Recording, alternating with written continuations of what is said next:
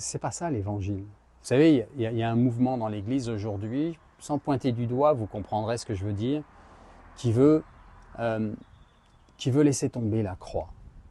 Qui disent, ils ne l'articulent pas comme ça, mais on le voit, on reconnaît un arbre à ses fruits, nous voyons la façon dont il se comporte.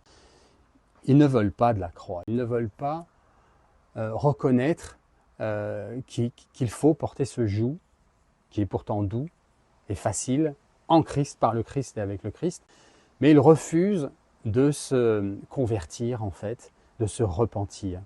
Et des prêtres sont comme ça aussi, malheureusement beaucoup dans l'Église aujourd'hui, qui ont rejeté la croix du Seigneur en se disant « mais c'est trop difficile, c'est pas possible, c'est pas ça qu'a dit le Seigneur ». Et en fait, nous voyons dans les fruits de cela qu'il nous invite à tenter, à croire qu'on peut être heureux dans ce monde et qu'il faut profiter de la vie et qu'il ne faut pas voir le péché comme quelque chose dont on doit se débarrasser, comme quelque chose qui peut nous perdre le paradis.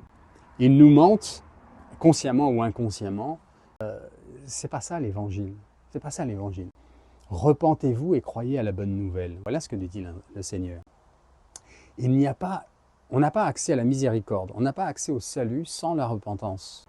Si vous ne vous repentez pas, si vous ne reconnaissez pas que vous êtes pécheur et que vous demandez l'aide à l'Esprit Saint pour changer de vie, reconnaître ce qui est mal dans la vôtre, et ça l'est dans toute vie humaine.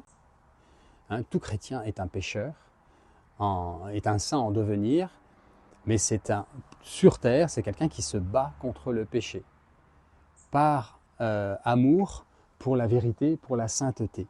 Dieu est saint et il veut que nous soyons saints comme il est saint. Il nous a donné les outils pour le faire.